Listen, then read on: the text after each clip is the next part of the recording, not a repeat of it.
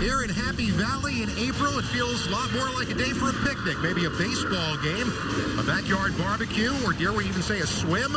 But nope, this is about spring football. We welcome you to Big Ten Network's presentation of the 2015 Penn State Blue-White game. Hi everyone, Scott Graham alongside former Penn State quarterback Matt McGloin, and here we are in springtime. It means football here in Happy Valley. Was this a fun situation for you as a player? Absolutely. This is the ending of spring ball. It's always an exciting time to come out here, have some fun, play in front of a nice crowd, work your mechanics, work your techniques, and also just enjoy being out here on a nice day. Of course, all the focus is almost always on a quarterback. You know that better than anyone. And last year, Christian Hackenberg had his ups and downs. Absolutely. It really wasn't too great of a year for Hackenberg last year, but he really finishes off with a great bowl game. What I'm looking for today in Hackenberg is how is the decision-making improved, and can he head into his junior year playing well? He was under a lot of pressure late in the season last year. We talked with head coach James Franklin this week, and he said that that was a big part of the reason why Hackenberg may not have been consistent throughout the season. Now, when you get to a new year, you end up losing players from last year, and there's some big losses Penn State is trying to replace. Absolutely. You see Donovan Smith there. That'll be a tough position for them to fill in the offensive line. Also, Mike Hall. It'll be tough replacing a guy like Mike Hall on the defensive side of the football, so I want to see that competition out there today and what those guys are doing to try to win that spot. Which guys are trying to step up? Keel Lynch will be the guy carrying the ball a lot. Keel Lynch likely to be the starter this year, entering his really first season as that key running back. Got Mark Allen also at the running back position. Mark Allen, another guy, really a nice shifty guy entering his first season here with the program. And we talked a little bit about the offensive line. Yeah, Angelo Mangino is kind of the captain of that offensive line, kind of rally those guys this spring. Looking forward to seeing him play. You know, in Happy Valley, football season can never really start soon enough. It begins today. The blue-white game of the opening kickoff from Beaver Stadium is coming up next.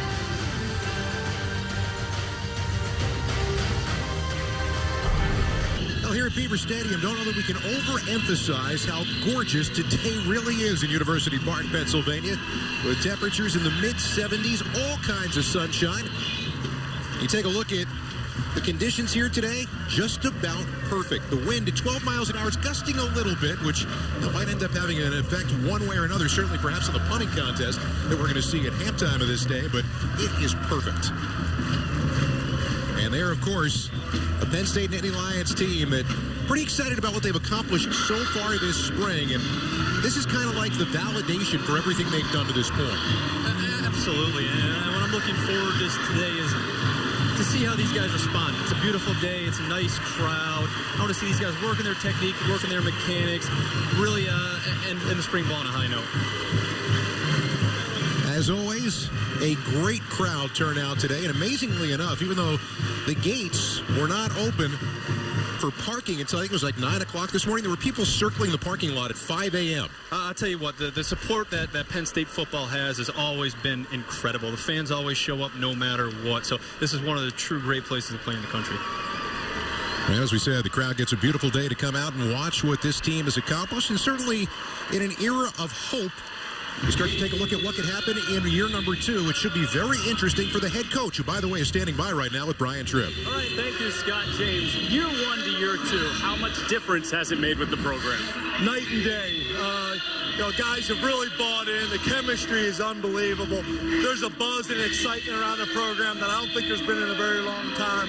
I'm just so appreciative of the opportunity to be here. What do you want to accomplish today? I want to have some fun. I want to stay healthy. I want to end this spring ball on a real positive note and then get ready to start training for summer camp and open up against Temple at Lincoln Financial Field. Thank you. Thanks, guys. Well, that's a lot of how this season is going to go one way or another offensively when you look at Christian Hackenberg, but this entire team in a lot of ways is looking to step up this year. So much was placed on Hackenberg's shoulders from the day that he got here. You can't put everything on a quarterback's shoulders, can you, former Penn State quarterback? Absolutely not, and I think, but it's nice sometimes. Quarterback gets a lot of the credit he doesn't deserve, but when things go bad, it all falls on him. What I'm looking for today is I want to see how this offensive line has improved. I was talking to Coach Herb Hand earlier. What he says, you can't pay for it, you can't recruit it. We're talking about the offensive line. All you can get is how the experience plays out. And last year, I think a lot of inexperienced players had to play. They've gained a lot of experience through last season, so I want to see how they look here coming off a nice spring practice. When we talk about Christian Hackenberg, we talk about my partner for today's game. And Matt McGloin, you had yourself quite a career here at Penn State. First walk-on quarterback to start since scholarships got reinstated back in 1949. 46 career passing touchdowns, the most in school history. And time now in the NFL. You probably could have asked for a whole lot more out of your career. Things turned out, the way I would have liked to have it. I had a great time here at Penn State. Now, fortunately, I have the opportunity to be playing in Oakland, which I enjoy. A great organization. But it's good to be back. I'm looking to have some fun today. And that 2012 season was probably one of the most dramatic that anybody could have gone through, from the beginning of how it started in the summer to how it ended at the end of the season. Absolutely. And it wouldn't be done without that senior class that we had. Truly tremendous guys that I was able to be around day in and day out. A great staff. But the support you had from fans, former players, and the student body was incredible. And that's one of the reasons we got through one of the toughest times in program history. So now the coin toss about to happen. Devin Still is back, among many who were back today. But Devin, of course, very much in the headlines. But due to the health status of his daughter, Leah, who apparently is doing a lot better, he's being introduced to the crowd right now. And that has been such an inspirational story. Absolutely. I had the opportunity to play with Devin. Great player, great person. Obviously, thoughts and prayers are with him and his family. That's the reaction of the crowd to the fact that right now his daughter's cancer is in remission and he is back again celebrating. What do you Absolutely want to do? incredible. You want the ball? The home team in blue. Toss, like to receive. There's Leah, whose fight against cancer was documented so thoroughly. And it wasn't just the fight against cancer, but it was the way Devin Still's daughter handled things with so much in terms of just aggressiveness in the way she fought the disease, but also keeping a smile on her dad's face, on her face. I think it was an inspiration to everybody. Absolutely, and she's a fighter. To go through what she went and to keep a positive attitude throughout the whole process is truly tremendous. And the way, like you said, Devin handled himself throughout the whole thing was great. A great father, a great player, and a great person.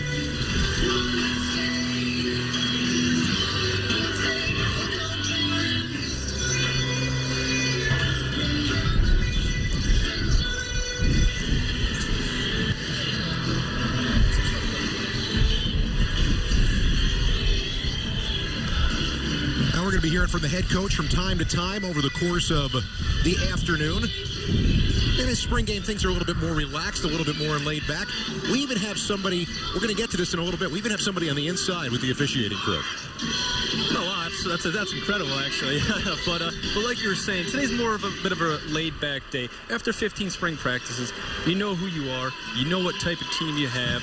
But I think today what the coaches are looking for is how guys play in a game-like atmosphere. What do guys do when the lights come on, fans are in the crowd, and it's for real?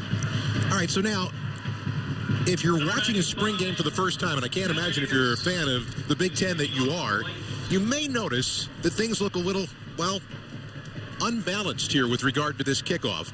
The idea is to set things up for the return team, but there is no coverage in a kickoff situation.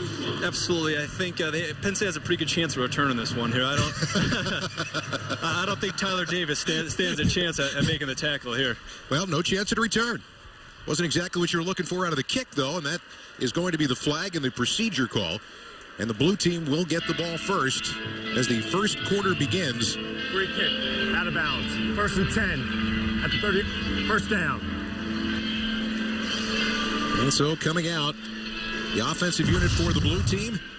Here are a couple of the impact players to keep an eye on. Take a look at Deshaun Hamilton there. Last year, 82 catches. He had 4 games of more than 100 yards receiving. That led the Big Ten. Only 2 touchdowns, though. I like to see him become more of a threat in the red zone. Brian Guy is starting offensive lineman here. Really want to see how he's improved throughout the spring. And Mike Gesicki, really looking forward to. Big, strong, athletic kid, has great hands. Look to see his numbers increase this year. First down from the 35-yard line after the kick went out of bounds. They can tell me it's 12 miles an hour. There's a lot of wind blowing here right now. And the pass out across the middle to Kyle Carter is going to be caught out at the 44-yard line. Brandon Smith the tackle. But a pickup of 9 yards on first down. Great decision by Hackenberg. Looks out left to try to hit the slant quick. Resets back to the middle. Hits Kyle Carter for a nice game. And the clock will be running here today. More about getting some timing. That handoff for Akeel Lynch. He's dropped. Akeel Lynch. Pretty much right at the line of scrimmage. The White defense, who are the impact players we're looking for? Well, Von Walker, you see, started his career as a running back, transferred him over to the defensive side of the football. Great guy, high energy guy, plays with a lot of motion. You have Troy Apke there in the secondary. Look for that guy to kind of develop over time. And Ben Klein. Ben Klein's kind of been, career's been plagued by injuries a little bit, kind of coming into his last season here. I want to see how he contributes. Hackenberg, quick throw after checking on what looked like a blitz that was called. That's going to be good for first down yardage. Saeed Blacknall with the catch out to the 47. Move the chains. Great decision by Hackenberg. Take what the defense gives you. Keep the offense on the field. In 3 to the 47-yard line. So the blue team with their first down of the ball game. Christian Hackenberg, who led the Big Ten in completions last year and was third in passing yards per game, despite the touchdown and interception numbers that were not what you would hope they would be. Definitely want to see the decision-making improve by Hackenberg, but no doubt about it. Big arm, big potential. Has the potential to be a first-round pick in the future. Akeel Lynch across the midfield stripe. Senior out of Toronto. I really like Akeel Lynch. I love the way he runs the football. Love his size. I really want to see how he embraces that starting role. 2nd down and 6 for the Blue. Well, Lynch last year, a couple of 100-yard games, including 137 in the game against Illinois. As we said, he's going to get a lot of time back there. Whether or not it's today, it certainly looks like it will be during the course of the season. With Jasecki in motion to the outside, Blacknall's got another first down. Another great decision by Hackenberg. Kind of throw the smoke route out there, we call that. Quarterbacks playing 10 yards off, catch it, get up the field for a first down. Put the ball in the hands of your wide receivers, let them make plays. Why is it called a smoke route? It's just a one-step, kind of a lot of teams will check to it sometimes. A lot of teams have it built in with a run. Depending on coverage, depending on depth and leverage from the corner, you can take that throw. Hackenberg tries it there again. I have a feeling I'm going to learn quite a bit here today. I hope so. I think if I can teach you something, teach some of the watchers and listeners something, I think I've done my job well. Christian Hackenberg just kind of growing up here as a quarterback, and his head coach had nothing but good things to say about his approach to coming into now this year after a year in which he didn't get exactly done what he wanted to last season.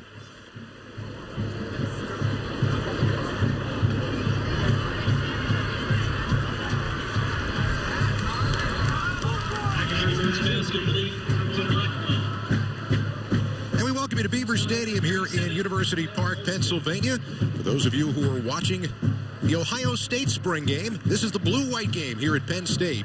And we are in our opening quarter, our opening minutes. First possession of the game, the blue team. A couple of first downs now and moving into white team territory. The second season for the head coach, James Franklin, after 7 wins last year in his first season here at Penn State. Christian Hackenberg taking a look at a third down now, called 4.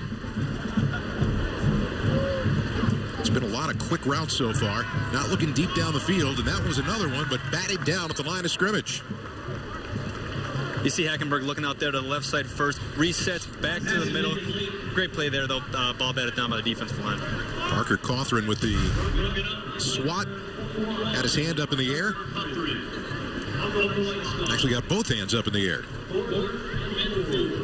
For this situation in a spring game on 4th down and 4 inside the 40-yard line.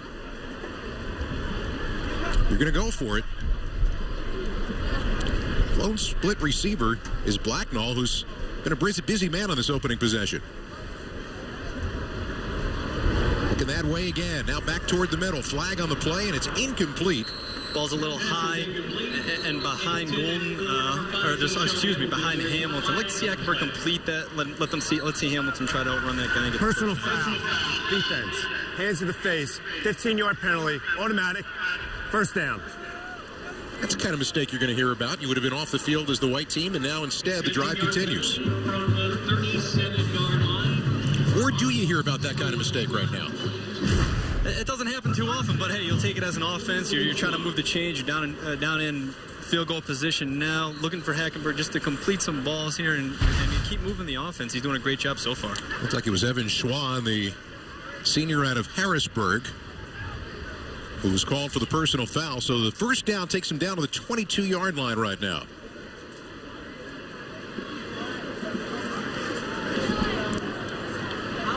Bit more of a spread formation now with 3 receivers to choose from for Hackenberg on first down. Bringing the blitz off the edge there. They run away from the blitz and right through the middle. Big time yardage and a touchdown for Akeel Lynch. That's great to see. Great decision by Hackenberg, handing that ball up there to Lynch. Great run by Lynch to get in the end zone. Way to finish strong. And I'm sure that's something that these fans want to see. A guy taking over in that starting job, starting the day off like that.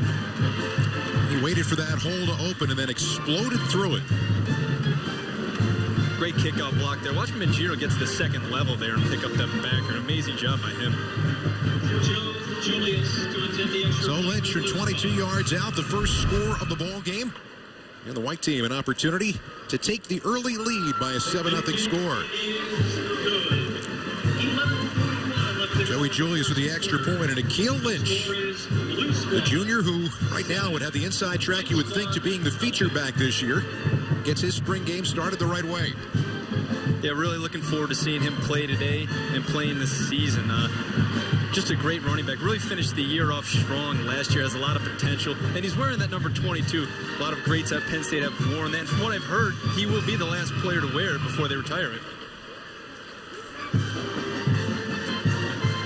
Yeah, you start talking about the running game, and people were wondering whether or not it potentially could be a bigger factor in how things worked last year.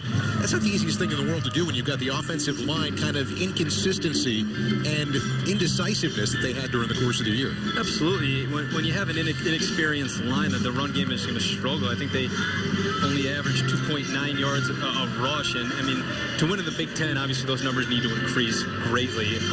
So you see Akeel Lynch is there, the starter. Also, Mark Allen, another great freshman running back, vying for time with Nick Scott and Jonathan Thomas. So it'll be interesting to see today how those guys run the ball and how they compete throughout the day. Jonathan Thomas, an intriguing guy, a sophomore who was out of St. John's Prep, came from Massachusetts, had the beginning of a fantastic senior year, then injured his knee, only got an opportunity to play 4 games. Josh McPherson, number 39, for the White Squad. Julius going to kick it away. And right out of the back of the end zone as the white team will get their first possession. But first, let's take you down to the field to Brian Tripp. That'll happen, yeah.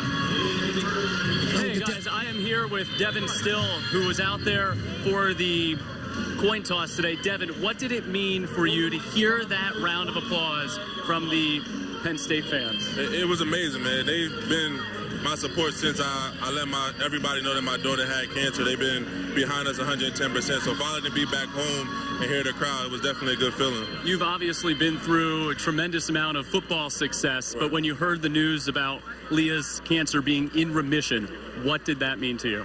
I mean, it was the best feeling ever. You know, like you said, I've had a lot of accomplishments as far as football, but nothing felt as good as hearing that my daughter was in remission. To be back in Happy Valley and be watching football, is that something you still enjoy doing? Oh, yeah, most definitely. It definitely brings back a lot of memories when I was out there playing on the football field, so it feels good to be back. All right, thank you. No problem. Back to you guys. Great to see him here today, and great to see the response of the Penn State faithful. Second down and 10 for the White. Incomplete pass on first down. Tommy Stevens, freshman out of Indianapolis. Talk about right in the fire, huh? Yeah, Tommy Stevens, 6'4", 197, enrolls in January. He's looking to challenge for that second quarterback spot this season, left-handed quarterback. 5-yard penalty. Looking forward to seeing the second down. throw. So Stevens gets his opportunity here right now. And one of the things, I guess, if you're in his situation, you realize that there's a quarterback that's in place, and if all goes well, is going to be in place for 2 more years. That gives you time to get bigger, stronger, and better. Sure, but at the same time here, he's coming as a freshman. Right now, what I want to see him do is make the coaches know that he knows the offense, he knows what's going on, he's comfortable out there in this setting, and that he's able to get the job done. A nice completion there. He's got no problem throwing a football. A lot on that one. 6'4", 197. How tough is it as a freshman coming in to learn what any offense is? Well, I can only imagine that things have been a bit hectic for him the past few months. But he looks comfortable so far out there. He looks like he's been there before. You know, nice arm strength. Looks comfortable in the pocket. Third down, 9 yards to go.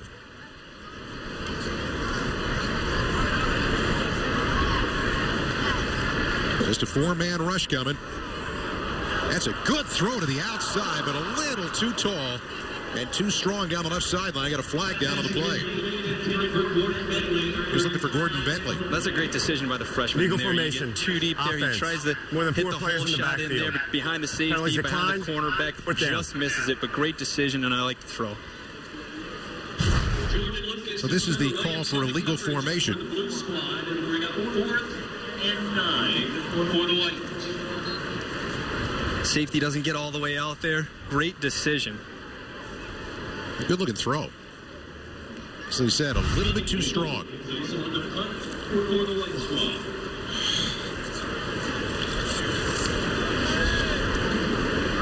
So they're going to punt it away, and blue team will get it back. Here as we play in these opening minutes of the first quarter. And the punt fielded by Allen. Would have had himself a very good return because he really only had one man to beat. Absolutely. I think the edge was in his favor there. So, but no. I understand why special teams are taking it off a little bit today. Don't want to see guys flying around. Don't want to get anybody hurt and take the chance there. So you're back here again as one of the terrific quarterbacks that Penn State has had in recent memory. What's it feel like to be back and not on the field for a spring game? You were here last year, weren't you? Yeah, you know what? It's a lot more relaxing in the booth than it is out there on the field, playing in front of a big crowd, playing in front of all the coaches. But anytime you come back here, emotions are all over the place. You feel different things, but it's exciting at the same time. You see so many people, coming up to you, congratulating you. So I'm very thankful, very blessed for the position that I'm in, and happy to come back to such a special place. Hackenberg incomplete on first down after leading a touchdown drive on his first possession.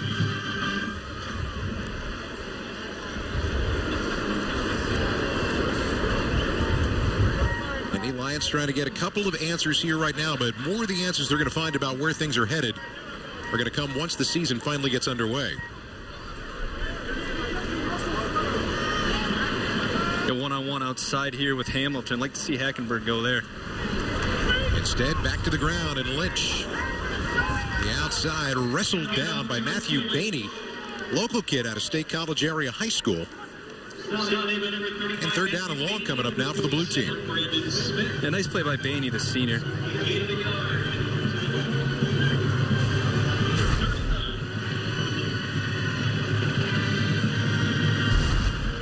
He didn't give in at all. No huddle here on third down. Hackenberg, pressure coming. Lost the handle on the ball as he got hit. Barney got through and makes the hit on Hackenberg. It's a nice play by Barney, trying to get the strip sack there, but also good job by Hackenberg covering that ball up, keeping possession of the ball. Always want to reserve the right to punt the ball away. You never want to have a turnover, especially in your own territory. So punt time now for the blue team, and the white team will get another opportunity.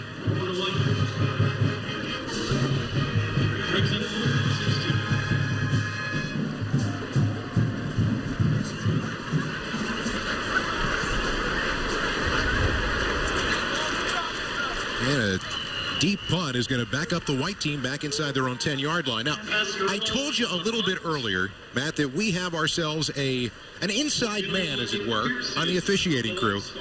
Big Ten Network's own Mike Hall is not only here today, he's in uniform. You're looking good, Mike. Hello, gentlemen. It's pretty weird down here, I got to be honest with you. Well, now you're the side judge today? Is that what you are? So, the first half, I'm a side judge, and this first few downs, I've been sort of shadowing my man Frank here, and then I'm going to take over maybe at the next series, which is unbelievably terrifying. And then I'm going to move closer to the line of scrimmage a little later on in the second half. Don't worry, if you were to make a mistake, we wouldn't mention it at all. Oh, he's running without me! Marcus Allen makes the tackle. Nick Scott, a big burst out to the 35-yard line. Right, Nick Scott, the freshman. Great run by the freshman. They're seeing the hole getting upfield. 5 yards on the run, first and 10 to the line, number 35. He had himself a big hole. A sophomore out of Fairfax, Virginia. The white team with their first down of the ball game. Right back to the ground again, right back to the well again. And again, it's Nick Scott. Antoine White with the tackle. Nice at the 38. Nice block by Noah Bay there, kicking out the back of there to kind of create that lane for him to get a few extra yards. Who are some of the impact players we're going to see on the white team offensively? Well, you take a look at Tommy Stevens, obviously, one of the freshman quarterbacks coming in early enroll in January. You also have, like I just said, Noah Bay. When he came in, he was 6'6" tall, 6 feet 6 inches tall, 257 pounds. He's put on 25 pounds since then.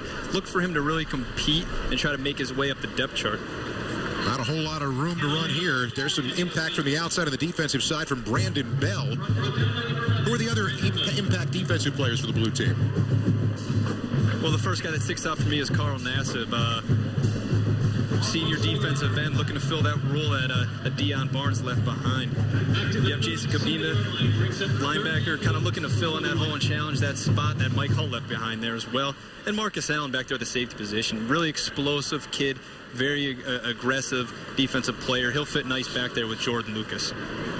Carl Nassib's brother Ryan, of course, the quarterback in waiting behind Eli Manning in New York with the Giants. Out of Syracuse. Third down and long. You're not going to be hitting the quarterback on a day like today. Play stops at the 41-yard line. That's one thing that's good about being a quarterback. I'll bet it is. All throughout spring ball and in the spring games like this, nobody can hit you. So as soon as they touch you, it's over? Yeah, quarterbacks are basically playing flag football out there today. So they got touched further back than that, right there. You must feel like you're invincible in those situations. It's a good feeling sometimes, yeah. Makes us look a lot more athletic than we actually are. Nobody can stop me. Debo's kick is fielded by number 19, Gary. From the diamond to the field and everywhere else in between, we keep you up to date on all the happenings of the conference. This Week in the Big Ten airs tomorrow at 8 Eastern on BTN.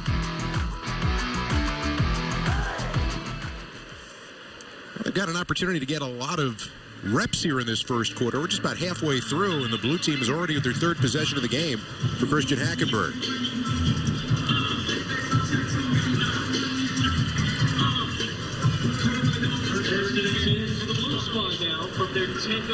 We'll be back at the 10-yard line where this drive will start.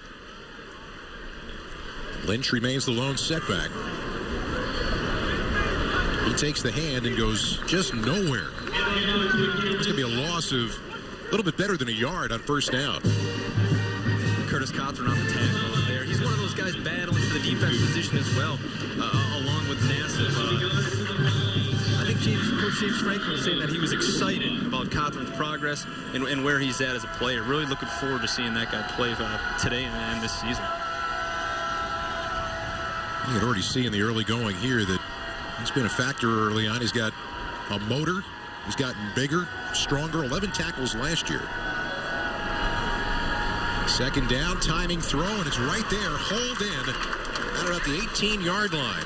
Geno Lewis making the catch on a ball up high, taken down by Kyle Alston. Geno Lewis is a guy with a lot of experience, very explosive, great hands, great route runner. Good throw there by Hackenberg. Good timing on the route. Geno Lewis, the second leading receiver for this team last year, was tied for 8th in the Big Ten in catches per game. So another third down now. Third down and call it about a yard. So far, Hackenberg, 5 out of 8.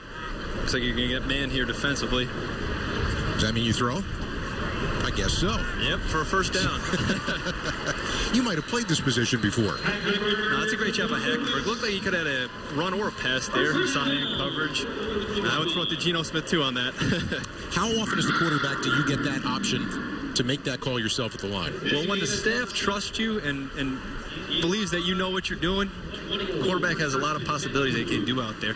And after Hackenberg now entering the second season under John Donovan and James Franklin's offense, I'm assuming they're giving him a lot of flexibility at the line, a lot of run checks, run-pass checks, pass-run checks. So it'll be interesting to see today how it plays out. Play action fake. Couple of choices, and Hackenberg will take the third choice, which is to run the ball. positive yardage. Interestingly, we were talking with James Franklin about the fact that Hackenberg is a pocket passer, and he said, you know what? He runs a 4.7. He has a great vertical leap. He's a terrific athlete. He just doesn't choose to be a mobile quarterback, but he could be if he wanted to be. Right, he's almost got that Tom Brady type footwork in the pocket there. He gets comfortable in the pocket, loves to go through his progressions. But you saw there, you saw him take off there. He's got great footwork. He can run the football. Brady, of course, the guy he idolizes as a quarterback. I would imagine there's quite a few guys in America who feel that way. At the smoke route again? Absolutely. Another easy completion for Hackenberg. Really getting the completion percentage high today with those. Working on Desi Davis over on that side. And another completion to Geno Lewis. So again, they're getting themselves in third and short situations as an offense. That's a good thing. Absolutely. You have the option run or pass ball here, depending on how the game is going.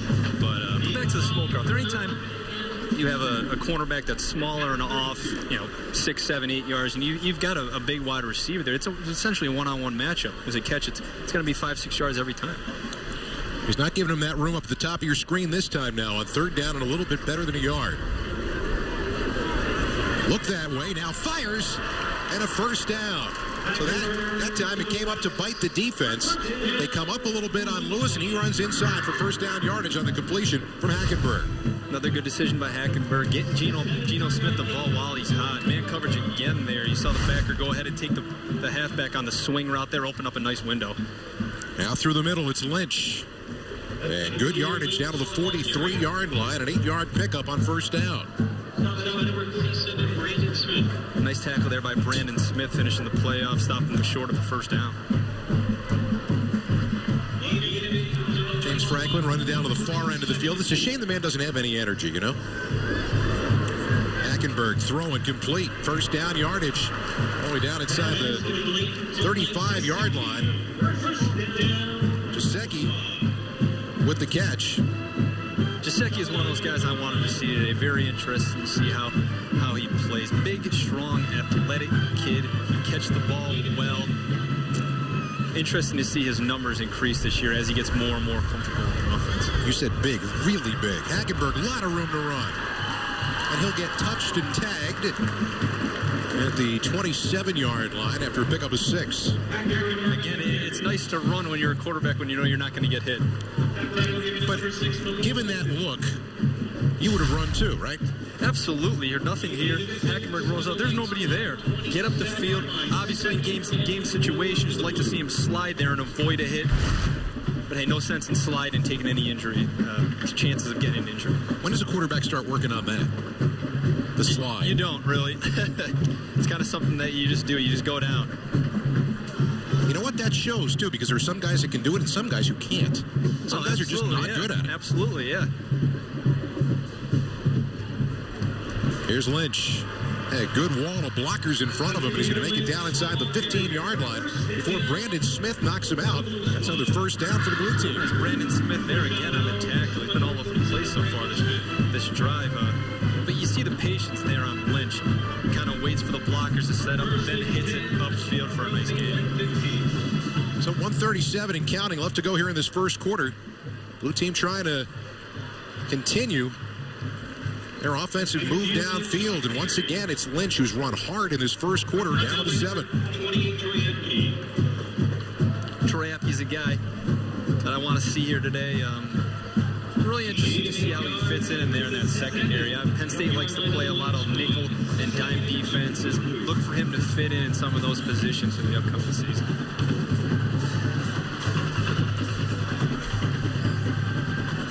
Plays 83 yards this drive, and they cross a minute left to go now here in the first quarter with a second down and about 2. You're gonna get blitz here from up top. Play clock's down to 1. Just got it off in time. No, they didn't. Looked like they were going cover 0 there. This is definitely an area of improvement for the Nittany Lions here is in the red zone. Only 17 touchdowns and 40 trips to the red zone. Delay of game. Have to come away with offense. Number 7. 5-yard penalty. Second down.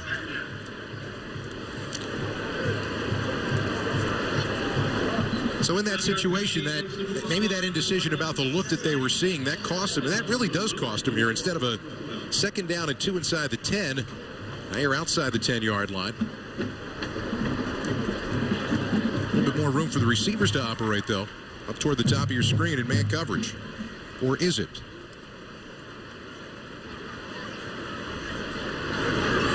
Hackenberg up over the top, nearly picked off.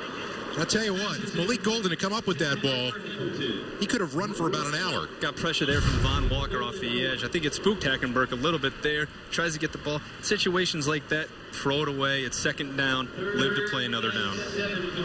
Dangerous ball there, though. Yeah, he could have run all day. Golden out of Hartford, Connecticut.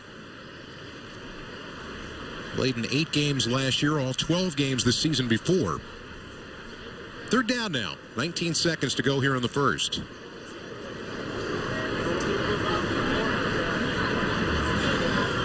Hackenberg, plenty of time. And right up through the middle, he wanted to make sure he got the first down, which he did. He got touched inside the 4-yard line. That's going to be enough for first down yardage. Nice decision by Hackenberg. Quarterback is always dangerous to run the football in the Reds. A lot of times teams go man. They have nobody for you down here. Tuck it and run and see what you can get. So 10 seconds and counting left to go here in the quarter. We'll see if they get off one more play here in this first period. And they will. And Hackenberg firing, knocked down. Anticipation right there from Von Walker. And he knocks it away. Von Walker, again, high energy guy. Have to find a spot for that guy out there on the field. He's playing really well so far today. I'm very impressed. So the end of the first quarter, the blue team still knocking on the door, trying for their second score of the day. Head coach filled with optimism and energy, and why not? So he's got Christian Hackenberg and a running back in Akeel Lynch, who's run hard in the first quarter. 7-0 blue team.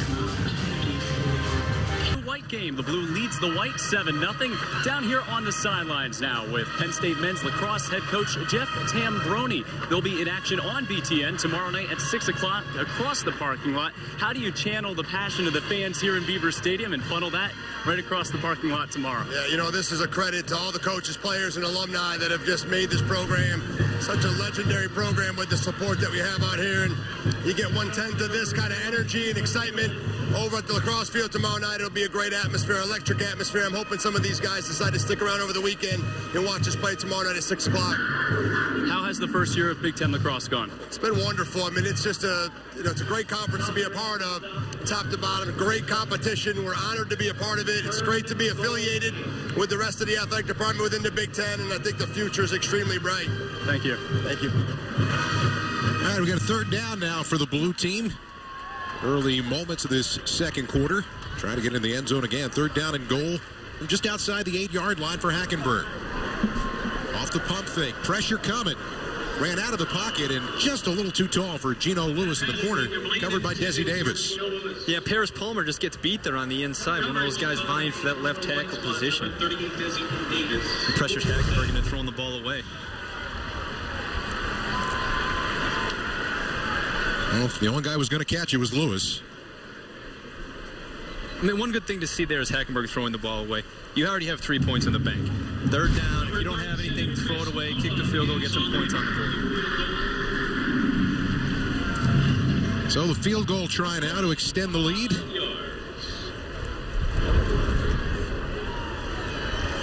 And Goal's kick is good. A 10-0 lead for the blue team now here in the early part of this second quarter.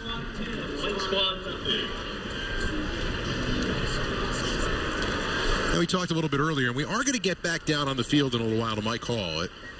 He apparently has gone through his internship, and I believe he might actually be the side judge now. If he's not, it's close, you know, and he was a little bit nervous about the idea, but, you know, there's a lot of people that think that just anybody could be taken off the street and become an official, and that perception is, well, in a lot of ways, it's just wrong.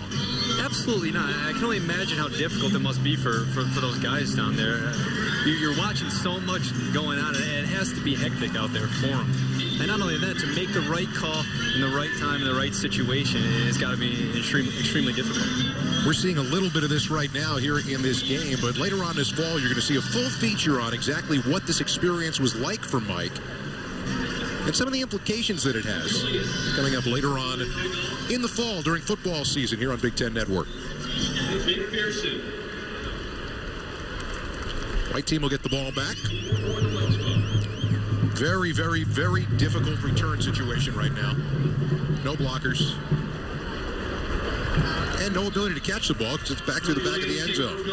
Well, that's the second time Julius has kicked it through the end zone.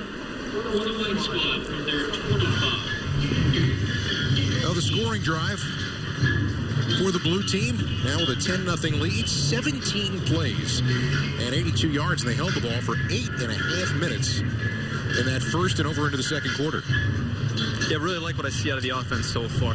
Running the ball well. The offensive line has done a tremendous job so far, I think. Creating lanes for Lynch and giving Hackenberg enough time to get the ball up the center. How about this? A little razzle-dazzle, and it's knocked away. So they ended up splitting Tommy Stevens out. He took the pass, went all the way back across the field, but he had to throw that ball an awful long way, didn't he? Yeah, you see the arm strength there by the freshman. Obviously having a little fun here on spring ball today. Wow, that's a long throw. It's 35 yards, but it's all the way across the field. Really from one sideline to the other. Great play by Grant Haley, just kind of sticking home and seeing things out and breaking up the pass. Had the potential to be a big play there. It is Billy Fessler who's in the ball game now. The left-hander, this is up high, trying to get it to Vedas on the far sideline. Fessler, a freshman, 5'11", left-handed quarterback. Looking forward to seeing him throw today. 3rd and 10 for the White number 25. Product of Erie, Pennsylvania, and Cathedral. The backfield with him, Nick Scott, who already had one big run in this ball game. And Nick Scott with 3 carries and 27 yards so far. 3rd down at 10. And Fessler running out of time. And they're going to say that he was touched in the backfield. Again, 2 deep coverage by the defense. Fessler looking for that hole shot there. Didn't have enough time there, though. Torrance Brown, the sophomore out of Tuscaloosa, Alabama, got in and touched him for what basically amounts to a sack. Yeah, Chance Stroll just gets beat there. Well, 4th down and call it 16 yards to go. The punting unit will come on for the white team. And the white team so far being outgained in a big way, just 37 total yards of offense. And as we said, 27 of them have come from one man, running back Nick Scott. Well, that blue defense is doing a great job holding them in check here today. You see Torrance Brown on the pressure there on that last play. He's another one of those guys competing for that defensive end position. He's had a great spring so far. And the punt going to result in good field position for the blue team despite the muff catch by Mark Allen. Let's go back down on the field now to Brian Tripp. All right, thank you, Scott. We have Donovan Smith, who used to protect Matt's blind side when he was the quarterback here at Penn State. Donovan, you just announced that you'll attend the NFL draft. Do you know what's on the horizon for you? Is that a dream come true? Oh, man, it is a dream come true. You know, as a little kid watching it growing up, you know, you sit there in the living room and mimic it, you know, it happening yourself, calling your own name and whatnot. So it's definitely a dream come true. And, you know, I'm just blessed to have the opportunity to do that and live out my experience. A lot of the talk this spring with Penn State is how a younger offensive lineman, maybe Paris Palmer, who transferred from a junior college, will adapt to the college game. What was that transition like for you? Oh, man, it was great. You know, we had a great coaching staff, you know, and Joe Paterno, Bill Kinney, and Dick Anderson did a great job in, you know, making the transition easy for me, as well as the guys on the line as well. So the coaches and the players made a big difference, and, you know, Bill O'Brien and Mac McWhorter as well. So, you know, they were the first coaches that I played under. You know, I redshirted, so, yeah, you know, I owe it all to them, and they made it, the transition easier for me to, you know, succeed. So to win the Pinstripe Bowl last year after everything the program had been through, What was that feeling like in the locker room after the game? Oh, man, it was great. I mean, I wish you could get more film in there, but, you know, guys are running around. It's pretty much like you won the world championship or something like that. So, you know, it was great to, you know, have everybody there. We won our first bowl game, you know, after being on a bowl band. So, you know, it's in the making. We got a lot to do, so, yeah. Donovan, thank you. Appreciate it. My pleasure. Scott? They're down and 8 now for the blue team. It's a familiar face for you. Something about Donovan Smith. You saw the potential from the moment he walked in the door. Here, he's a great player, great kid, great work ethic. I'm very happy for him, and hopefully, you know, he ends up in Oakland. We'd like to have him out there. Third down. Hackenberg's got a rush coming, and it just breaks down on him. 2 men on him from either side, and that's going to result in a sack and a punt now for the blue team. There's Cothran again off the edge. Man, he's been a force so far today. 50% completion so far for Hackenberg, with his coach standing right over his shoulder each time he takes a snap.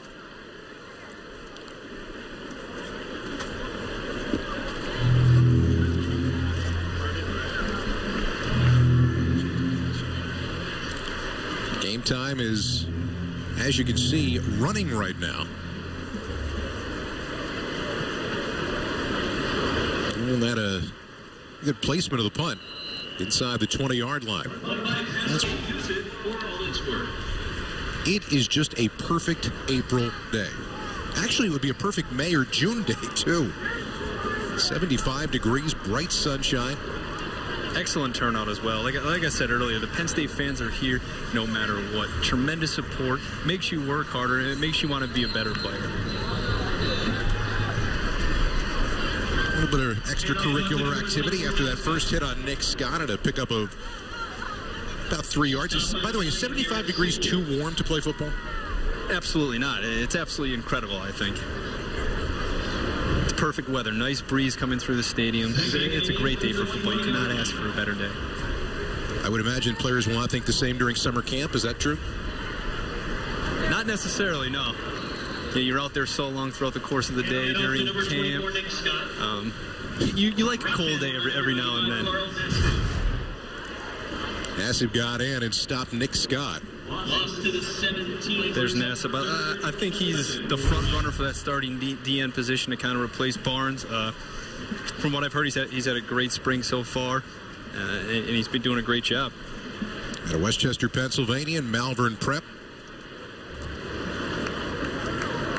Basically be playing a home game at Lincoln Financial Field in the opener against Temple. Third down once again. And right now, the defensive line for the blue team is just dominating play. That's always been one of the strong points of Penn State football, is that defensive line. You've had so many great defensive line in the past few years. You take a look at Devin Still was here. They showed a clip of Audric, Jordan Hill, and I think Austin Johnson can be kind of put in the same category as those few guys that have played. He's entering his junior season. We're really looking forward for him to step up. And obviously Zettel, tremendous season last year. He's kind of going to become the leader of that defense, I think. Well, good field position again for the blue team. They'll get another crack at it with under 6 minutes to go here in this first half. We told you about that game against Temple at Lincoln Financial Field, the home of the Philadelphia Eagles. That starts things off, and then how cozy does it get when you get 5 in a row at home after that? I don't think I've ever seen anything like that before. It doesn't get too much better than that. Of course, then you go on the road and you play the defending national champions. That'll be a tough game. It's never easy playing at the Horseshoe, Ohio State. Very tough environment, brutal crowd, but it's a great atmosphere for college football. Home game against Michigan, and their new head coach, former quarterback. They wrap up at Michigan State in the regular season. Hackenberg kind of stumbled coming out, and he's going to end up being sacked. Officially back to the 30-yard line, somewhere in that vicinity. Palmer gets beat again by Cothran. Cothran making the play. And like I said, it looked as if Hackenberg may have stumbled out from under center. Oh, no, he didn't have the ball. That's the second time him and Mangiero have had troubles with the quarterback-center exchange. They back him up to the 33-yard line, and as we come up on 5 minutes left to go in the first half, a second down and 19 for the blue team. Blitz coming. Going the other way. He's been quiet since the opening drive, but Blacknell gets back involved again, and good yardage out to the 46. Yeah, Desi Davis has to come up and make the tackle there. But again, Hackberg off coverage, second and down. Anytime you're in second and 11 or plus, you want to get at least half back to make it third and manageable. Again, a great play by Hackenberg, putting the play in the ball maker's hands. Clock moving. Hackenberg out of the shotgun, firing, and that's that arm strength right there. First down yardage down to the 41-yard line. He just smoked that ball into Kyle Carter. Big arm. That's kind of one of the things that stands out when you watch Christian Hackenberg. Very strong arm, NFL-like arm. Also, one of the things that gets him in trouble sometimes. He knows he has such a great arm. He tries to force a lot of balls in there, creates a turnover. But great throw there to Kyle Carter. And another terrific throw to follow it up to Hamilton. The 37-yard line. He's in a rhythm right now. Absolutely keep it going. They're in the no-huddle offense tempo here. I keep throwing the football. Instead, 3:45 and counting. They do go back to the huddle. 102 passing yards for Hackenberg. The white team hasn't mustered much offense of any kind, passing or running the ball. Shows you how dominant that defense can be this year, especially up front.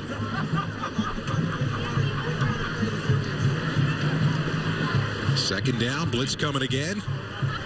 Hackenberg gets out of harm's way. Probably should throw it away. Instead goes downfield. Look at this. Tip ball. He was trying to find Carter. Now, in a situation like that, should the quarterback throw the football away? Throw it away. It's second down and second and 6. Throw it away. Play for third down.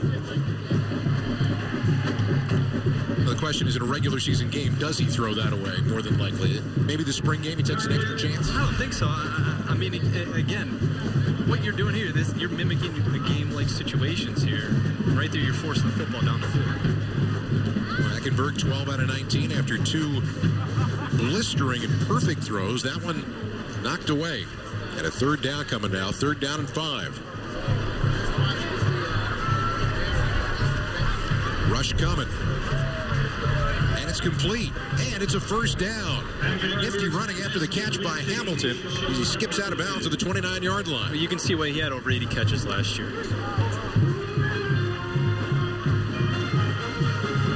So that running clock is going to take us to 2 minutes. When we get there, the clock will revert back to running the way it always does when you watch a football game. Hackenberg, rush coming, throws outside. They were trying to set up Lewis with a blocker in front of him, but Malik Golden got in there, and the pass just a little bit too high. Von Walker comes off the edge there for the blitz. They've bringing him so many times there today. He's been applying a lot of pressure. You just don't want to do that. I understand it's a game-like situation, and energy is high right now, and guys are playing with emotion, but that's your teammate. You got to remember, you don't want to take the chance of getting an injury. It's not only your teammate. Officials time. Injured player. That's the entire of the sideline that comes into play in that situation, including a member of the coaching staff. What is that? Mike Hall, you got a good look down there at what happened? We're not going to start until the snap. Right. No, I did not get a good look. I'm going to be honest. I missed that one, fellas. I'm trying to keep track of the downs and the clock, and he went on a bounce, so I thought that stopped the clock, but then I was told, no, we keep winding it for now. So I'm making a little progress, I'll be honest with you, but let's just say I'm not McGloin in his 5th year, okay? Mike, are you still in your apprenticeship right now, or are you really on the clock? I'm on the clock right now, so I'm backpedaling and looking at that's a whistle just to show I'm doing it. Didn't need to. Yeah, I'm officially on. They gave me about 6-7 minutes to be number 2, and I've been on as the side judge ever since, and they're going to switch me to line of scrimmage in the second half. Well, Mike, they say the mark of good officiating is we haven't noticed you to this point. That's the kindest thing you could possibly say. Are you enjoying it so far? Honestly, it's a blast. Like, there's so many things to keep track of. Every time there's, a start of a play, you're counting the 11 guys, which sounds really simple, but I'm on your low angle, you know, not on a TV angle, you're kind of like, wait, is that okay? That's no, okay, yeah, I think that's 11. Is that 11 or 10? And then if you have to double check, you're missing checking the clock, you're missing checking the down, and if they're in a hurry up, you're sort of caught behind. So I'm learning a lot, but it's more challenging than I thought it'd be. The good thing is you'll sleep well tonight. Yeah.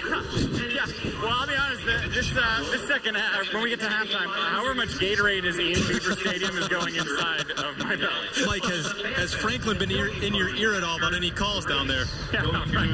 Nobody's throwing snowballs or anything at me. I feel pretty safe. Well, we will keep an eye on you throughout the day, that's for sure. Beautiful. I think he's doing fine work down there. Oh, he's doing a great job until he makes a poor call. Then you have the whole staff yelling in his ear. You have players yelling at him. You have fans yelling at him. So I'm sure he's enjoying it for right now. It's true, though. There's so much to keep track of down there, and it's such a different look at field level, and it's so much faster at field level than it looks from the stands or on your television. Well, certain guys watching certain positions, it must be extremely difficult for them just to focus solely on that. Evan Schwad comes in, and the blue team moving backward. Schwad again on the sack there. That's a very good job by the white team defensive unit. That was a near touchdown possibility. And instead, they come up with a defensive stop along with Matt McGloin and Brian Tripp. I'm Scott Graham here at Penn State's blue-white game in the closing moments of this first half. The blue team is going to punt it away.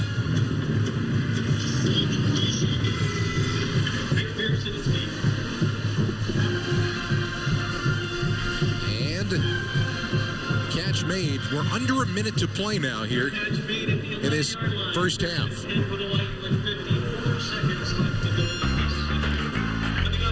Taking a look at Ross Travis, a 6'7" forward, Penn State basketball team, averaged better than 6 points and 6 rebounds in 4 seasons here. Earlier this week, he entered his name to the NFL draft. Hasn't played football since his freshman year of high school. He wants to follow in the footsteps of players like Antonio Gates. And he is standing by right now on the field with Brian Tripp. All right, Scott, thank you. We have Penn State basketball head coach Pat Chambers, and the guy we're just discussing, Ross Travis, declaring for the NFL draft. Do you see skills in him that can translate to football? Absolutely. Tough, physical. I'm watching the play behind me. Sorry, I'm protecting us. 6'7", can put the weight on. He's got good hands. It's something that he always joked about over the last 4 years, so I'm glad it's come to fruition. When did it become a reality for him? When did you start discussing it? Throughout his career, he always mentioned, I can play here, I can catch the ball, I can run, I can do it, you know. So it was kind of a joke. I got this 40, I'm a 4'6", I'm a 4'7", all this stuff. So it was kind of humorous. But now, you know what? Maybe it was really in the back of his head to live his dream. How about for your program? Attendance is up 28%. First winning record in your tenure as head coach, and you've received a contract extension. Where's your program at right now? You know, we're heading in the right direction. You know, 18 wins this year, 16 last year. So, again, we're moving correctly. But we still have a lot of other goals that we want to accomplish. I'm thankful for Sandy Barber for giving me the extension. We have a lot of work to do. We have a great recruiting class coming in. We have a talented team that's coming back. We only lose DJ Newbill, which is a lot. But still, I'm excited about this group. What do you think DJ's prospects are at the next level? They're really good. He played really well down Portsmouth. His team won a championship. Good chance he makes Chicago. So we got a lot going on. We got Tim Frazier of Portland, Ross Travis, NFL, DJ with a shot at the NBA. Hopefully gets drafted. It's good stuff for our program. We're glad to have you with us here today. Thanks. Thank you. Back to you, Scott. Penn State fans, get ready. That's a winner you got as your head basketball coach. Got him headed in the right direction. After a timeout, white team trying to find a way to move the ball in some way before halftime. Marcus Allen making the tackle and another timeout call. This is good work, working the 2-minute drill for the blue team and the white team offense here. Now with 32 seconds left here in this first half.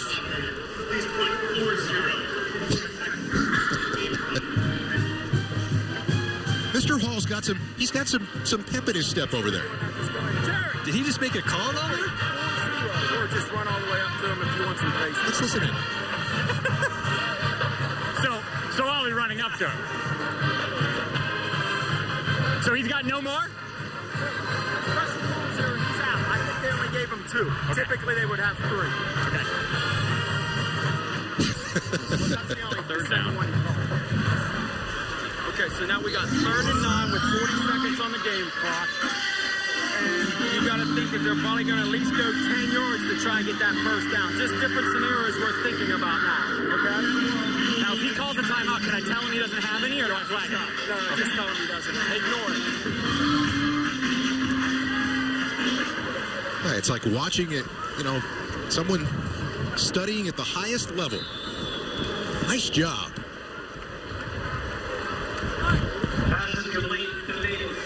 What'd he say? Sidelines. Watch the ball.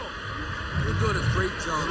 He's still trying to keep track of everything that's going on here. Well, the sideline does get hectic, especially in the 2-minute drill. You got guys kind of creeping up here, getting ready for a halftime here, also trying to watch. Whistle blowing, right? He's just trying to keep everybody back. Hit your getting hard, and then just tell them. Like now they know, but still do it. That's going to be the end of the half. Yeah. He's got it. That's the most I've seen him do all day. We'll check in more with him in the second half. But first half action here in the blue-white game, and we've seen some good-looking offense from the blue team and some dominant defense from both defensive lines over the course of the first half of play. The blue team a 10-0 lead. We'll be back with more at the half in just a moment. Well, you couldn't have ordered up a better day here in Happy Valley for the blue-white game. Blue team on top 10-0 here at halftime. And, of course, if you look at this Penn State team, all of the discussion is going to begin with Christian Hackenberg, the quarterback. What's this going to look like for him here in his 3rd season, his 2nd under this head coach? What were your impressions of the first half? I was impressed with the way he managed the offense. He was able to move the ball up and down the field a bit. 13 for 22 in the first half. I'd like to see him get a few more completions in there, but I thought he did some things overall pretty well. Taking a look at what he does and what he does well, obviously that terrific arm strength is still there. Right, good decision here. Get the ball out to your playmakers. Let them get up there and get the first down. Firing the ball to the outside. And as we said, arm strength's always going to be there. The confidence level of being able to throw those passes is right there. You see here that 2 or 3 times him and Mangiero, some quarterback-center exchange issues, really need to get cleaned up. You can't have turnovers like that.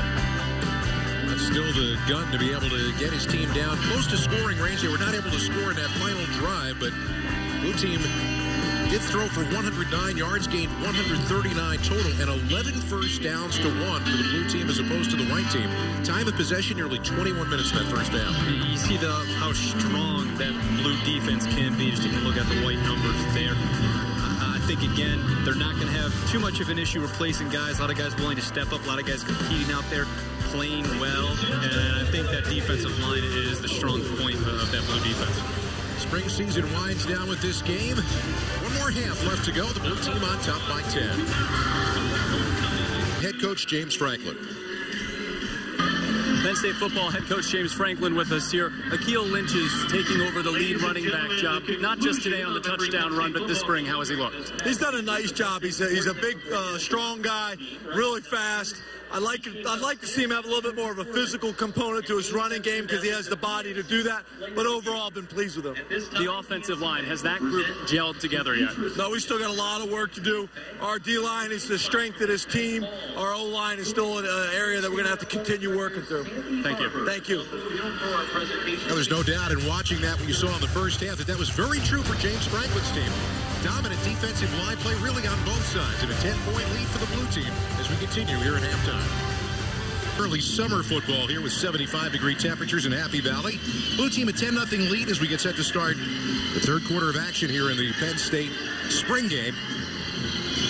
And in a lot of ways, this day is just a celebration of the fact that winter is over. It was a tough winter for everybody this year. And the coaching staff got their opportunity to get some points across and some teaching done here in the spring. Everybody can take a little bit of a breath until camp starts. Absolutely here, and this is kind of, like you said, the ending of spring ball here. Guys coming out here having some fun, playing in front of a nice crowd. I like to think after your first 15 spring practices, you kind of know where you stand as a team. You know where your strengths are, you know where your weaknesses are. That's kind of something that you build off of and look to fix heading into camp.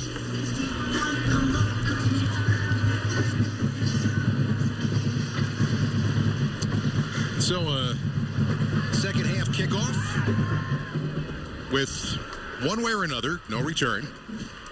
It wasn't going to be a return anyway if you've been watching. But good job, fellas. Good job. Good job.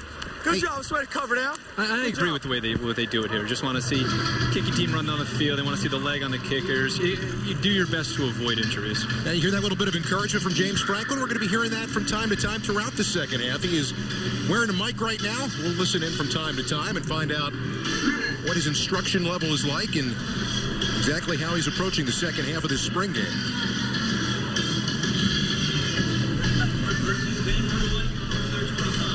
As it stands, a white team that has had all kinds of difficulty moving the football. We'll go back to the freshman quarterback, Tommy Stevens.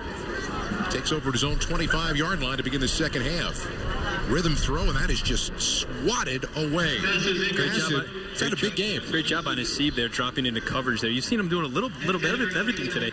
Applying pressure along the edge, getting a few sacks. Now dropping into coverage, batting balls down. Hasib is a good size at that 6'6", 270. He's got some experience as well, and he's flexing a little bit of muscle here in this game today. Absolutely, and he's a senior. He's played in every game last year. He's really looking forward to competing and trying to step in and fill that starting spot. Ball back in the hands of Nick Scott, who had a big run or two in the first half, this time just a gain of about a yard. And third down coming up for the white team. Grant Haley, sophomore, coming up from the cornerback spot to make the tackle.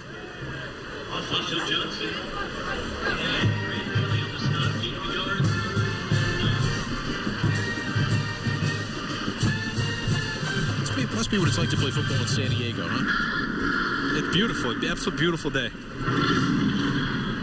Flags now. Flying. False start. Offense. Number 60. 5-yard penalty. Third down. That's Noah Bay there on the false start there. One of those guys trying to climb up the depth chart. They kind of fit in there.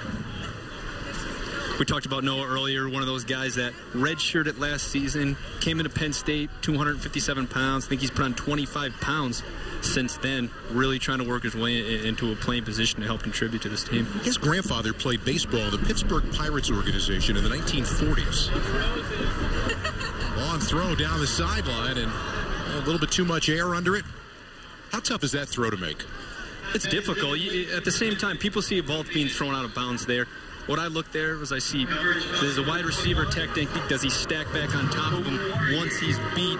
But as a wideout, you want to give your quarterback enough room to throw the ball to the side. Is that how it always is? Well, you got a chain over there, but they're having. You guys normally run your chain crews over there, so they're only auxiliary. Okay. Point of clarification. Fortunately, he wasn't asking Mike that question, right? I don't think so. I think Mike's still trying to figure out how many timeouts you get. America's favorite side judge student is now. Are you walking off into another world now? Is it not side judge anymore now? Yeah, they have me now. I'm on the line of scrimmage, and this is beyond terrifying because Tom, who's right here, is really good, and he's telling me all these things. No, you're still doing this. I'm watching you for this down, Tom. And the blue team will get their first opportunity here in the second half of the 45-yard line. Look for a tackle. Good block here. Here's Hackenberg picked off. Brian Harper steps in front and picks it off. Looked like he read what Hackenberg was doing right from the time that he looked over to the right side, and he steps in front with the interception. There's the turnover. So it comes back to the decision making. You see a two-deep shell here. Watch the corner get depth. It's first down. Check it down to your flat route. You're going to get a first down. Poor decision by Hackenberg right there.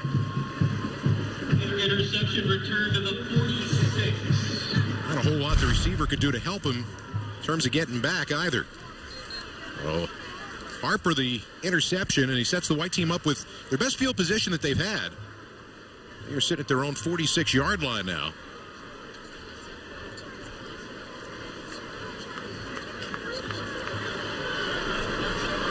And on first down, Stevens on the roll. And that goes through the hands of his intended receiver, Vedas, on the near sideline. Vedas slip coming out of his break there. Still a catchable ball, though. I want to see that ball thrown a little higher, a little more to the outside, though.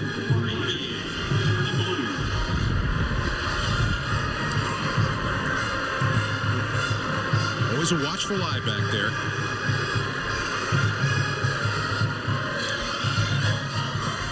By the way, that's what it sounds like to him on the field right now. What you're hearing.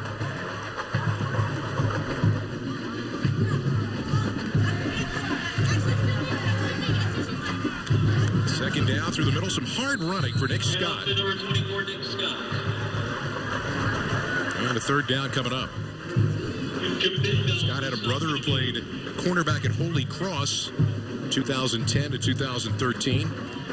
See Kabinda there on the tackle, one of those guys competing for that middle linebacker spot. But I like to say the front row, I think so far is Naeem Wortman. You know, I have an opportunity to see him play here today. Coaching staff decided to sit him out, but a great guy. I think they're all trying to chase after him. Oh, my. Just nowhere to go. Zettel. And now, with no tackle and no whistle to stop play, this is all the way down inside the 10 and into the end zone. Touchdown!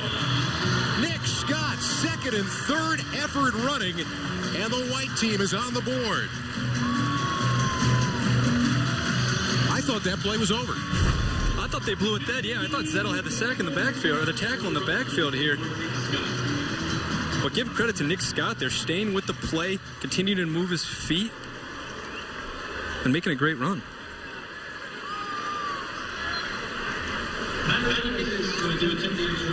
Great job of keeping his feet and his head about him, realizing that he had some work to do and an open lane to do it. Well, he's been impressive today, Nick Scott. He has. You start talking about that group that's going to step in at running back, he would be among the mix of guys you would assume might end up getting some time this year. Well, if you take a look behind Lynch, none of those guys really have any experience playing, but, I mean, for what I've seen today, Nick Scott looks to be that guy that can step in for you if Lynch needs a breather, carry the ball well, and make some nice things happen. Well, Scott, who's better than 80 yards running the football today. Not sure the official numbers right now, but he's got himself a touchdown as well, and there's points on the board for the white team. That's going to make you smile a little bit. He's having some fun out there today.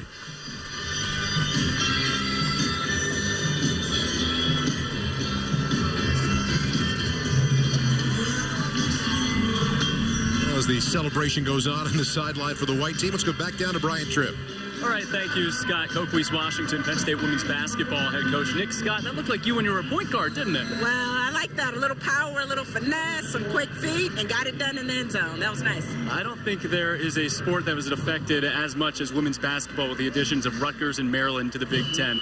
What is the state of women's basketball in the Big Ten Conference? I think it's incredible. You know, when you look at a program like Maryland, you look at a program like Rutgers, you know, with a Hall of Fame coach with Coach Stringer, and, you know, Maryland coming off back-to-back Final Four runs, it's certainly elevating the level of play in our conference. And, you know, we've got a lot of good coaches in women's basketball, and there's some exciting play in women's basketball in the Big Ten. Your roster's been in flux a little bit. Are the pieces starting to come together for you where you can find a nice balance moving into 2015? Well, I'm really excited about our freshman class coming in. It's a top 10 class, all positions. We've got a fantastic center in Ashani Thomas. We've got an incredible power forward in Jalen Williams, and then two outstanding guards who can shoot it and pass it and fill it up in Amari Carter and Tanaya Page. So I think the pieces are coming together for us to be a force in the Big Ten this year. Coquise, thank you. Thank you. And so as we come back to play, and with the running time here in the second half, things moving along very quickly in this third quarter. White team back to 94 yards now, total offense. Christian Hackenberg with a interception that basically got turned into points the other way, and still in the ball game now. Handing it off to Mark Allen. Got a Hyattsville, Maryland, and DeMatha Catholic. I think it's good. The first team is still in here. You know, getting a lot of extra work, getting that old line, some more reps. Hackenberg, some more reps. Registration's now open for the 2015 BTN Big 10K. Represent your Big Ten school on July 25th in Chicago.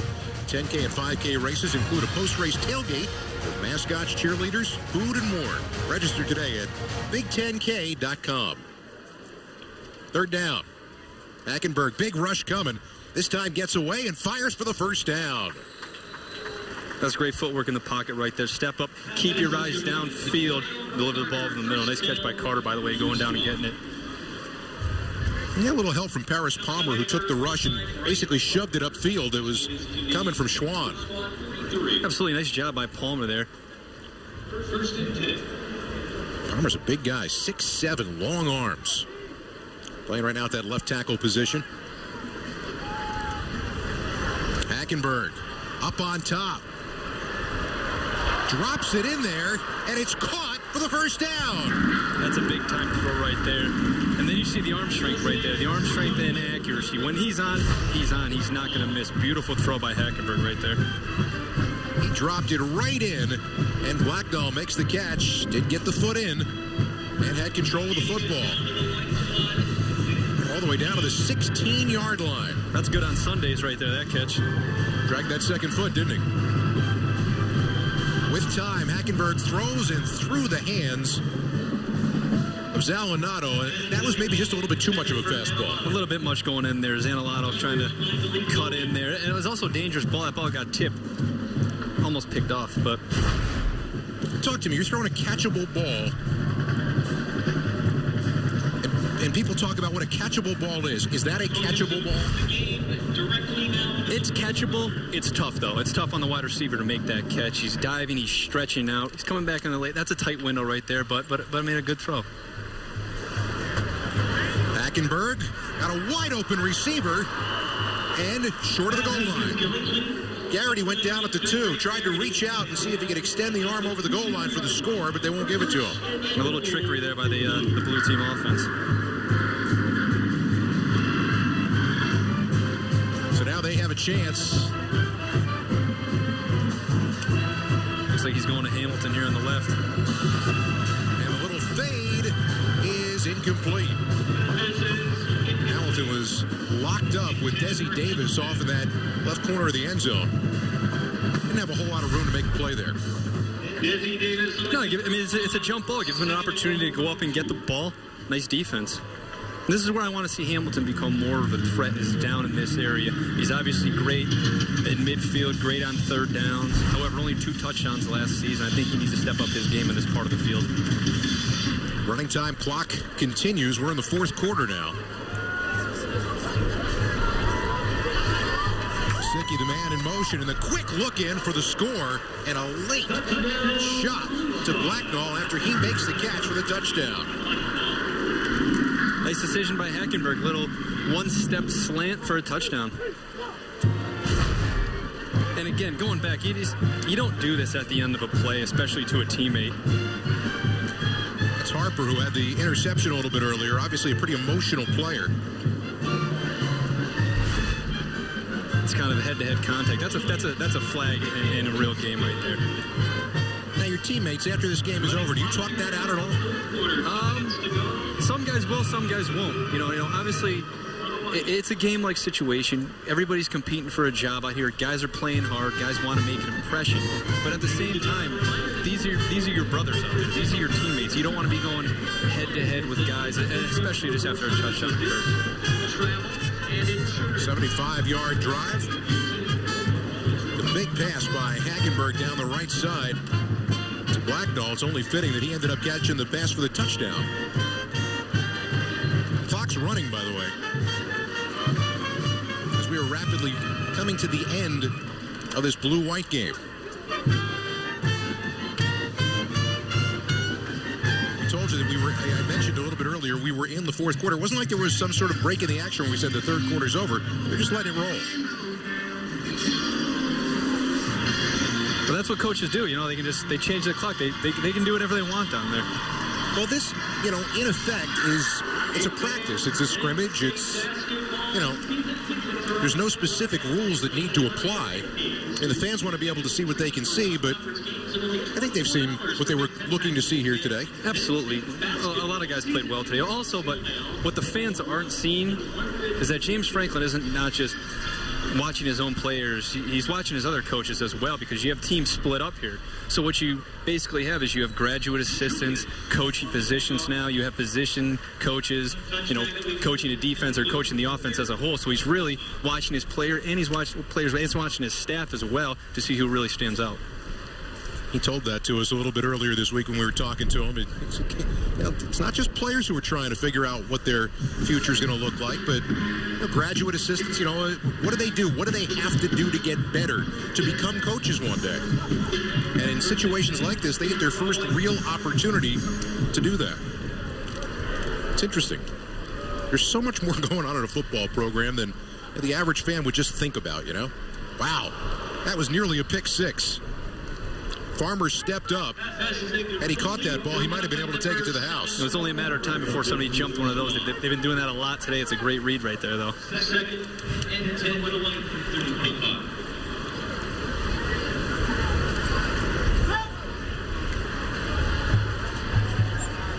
Shadows getting longer here. Sun in the eyes of the blue team sideline. Tommy Stevens with his first action in a Penn State uniform. But Tommy Stevens is getting some quality reps today. And for a freshman, a guy that just stepped foot on campus, I thought he's done a remarkable job so far today. I think he looks good. Dance out of bounds at the 30-yard line. Basically taking what the defense gives him. He is not connected on a couple of those passes, but it's not for lack of arm strength. And I like what I've seen. The decision-making has been there. He's looked comfortable out there. He's looked good in the pocket. As a quarterback, get outside the pocket, gets what he can, gets out of bounds. I think he's got a good head on his shoulders, and hopefully he has a bright future here at Penn State. There's a little bit of a smile at the tail end of a spring for Hackenberg that maybe answered some questions, got him back to where he wants to be moving into the summer.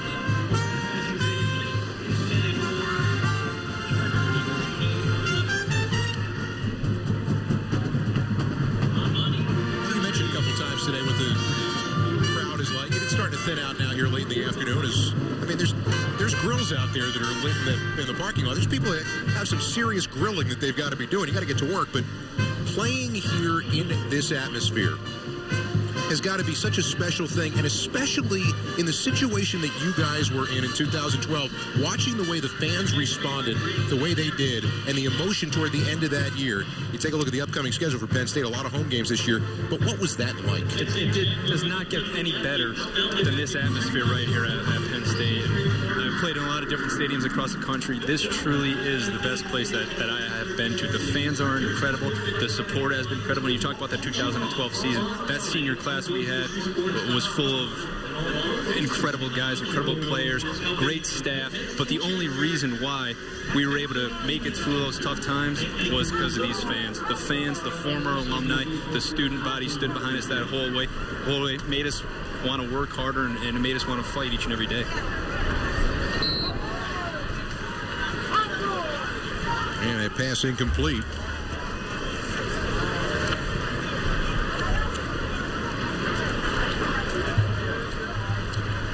Did Billy Flessler switch sides? That's a left-handed quarterback wearing number 16. Looks like he's about the same height.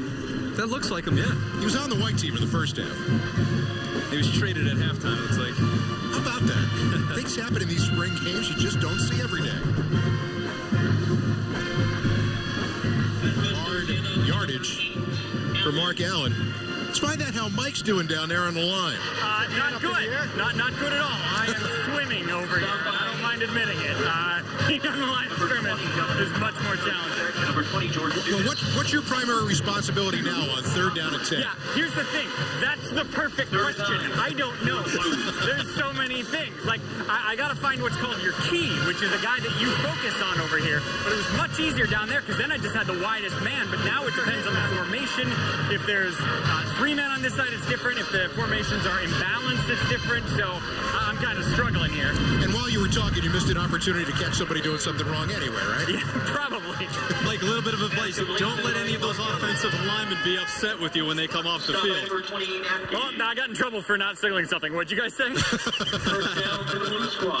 Just go back to what you're doing. Okay, I'll go back to officiating. You should have killed me because he had a first down. Oh, it was a first down. Okay. We got him in trouble. Backfield. Put a hand back. Punch him off. Got it. Punch it back. And who's my key? The running back? Yep. Yes, sir. I'll keep running. Here we go. Kill it. Kill it. Single first down. Single first down. First down. First down. Put him on the line of scrimmage. Right foot, left foot. Left foot, left foot. Cha-cha, there you go. Put it on the line. Okay. Last time to give Gaines to the white squad, 35-yard line, first and 10 for the blue. There's a lot he has to keep track of. I can only imagine how hectic it must be, especially sometimes when teams are in that no-huddle, fast-paced offense. Push him back. I mean, I just want to throw a flag at this point, Tom. Oh! Incomplete. That's telling him.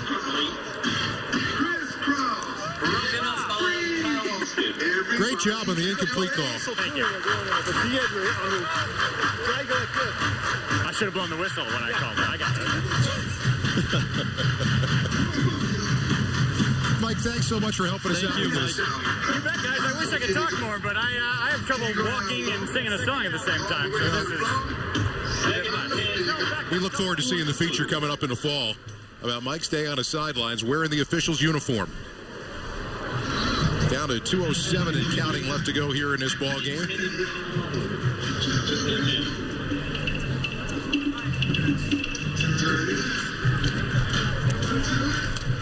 And you look at these closing moments. So for a player, when this is done, do you turn your mind off football entirely? Is it now all about physical conditioning as you get ready for the summer? For the rest of today, absolutely. Yeah, you know, you go enjoy your time with family, you see them. But no, I mean, you're still working in the film room. You're still hitting the playbook, working out every day, running, conditioning. It doesn't stop. But, I mean, you love it, and that's why you do it. And I'm sure these guys feel the same. Mike was right on that, by the way. See him on the sideline? Right on him. Right on him. Mike has lost communication with us. He's concentrating on his job, but he was right on that. Yeah, I think he still looks a little lost out there, though. I'm proud of him. Under a minute to play. Fancy footwork after the catch for Geno Lewis. Blue team would like to see if they can get in one more time.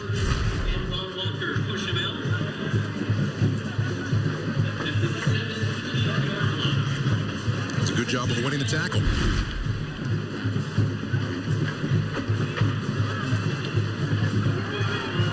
On second down. He looked like he was out of bounds and came back in. There's a hat flying, and I don't think that's going to be a completed pass. Apparently he was pushed out. That's a nice job staying with the ball like Geno Lewis. And there's that hole shot again that everybody's been trying to hit today. Fester finally gets it in there. Yeah, that's not a catch. Nice throw. He was the first to touch it after coming back into play.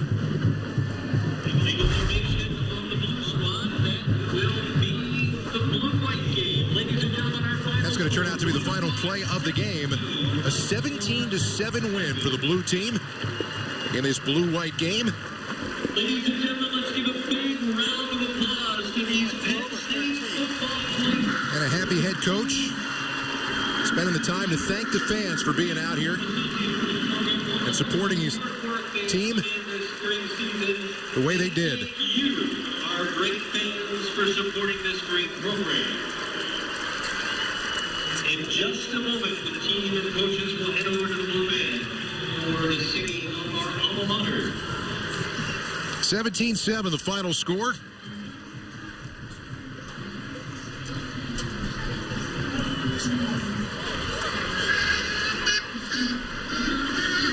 We'll take one last break, and we'll come back and wrap things up from here at Penn State in just a moment. James, did you like what you saw out there today? We got through spring. We stayed healthy. We got better. We worked a lot of fundamentals and technique. A lot of areas we still got to improve. We still got a lot of work to do with the offensive line. But overall, I thought we made great strides this spring. Did Christian Hackenberg approach this spring differently because he was used to the offense? He was accustomed to the system. Yes. How did he change the way that he practiced and played in practice? Yeah, it's year 2. He's got a much better feel as well as all the rest of the players. He had a great spring. When you look at defensively, did any leaders emerge to replace a guy like Mike Holt?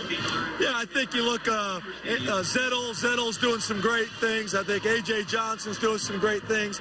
Jordan Lucas, a bunch of our veteran players are stepping up for us. How did Jordan Lucas handle the transition to the safety position? Really well. I thought he was really natural there, did some great things.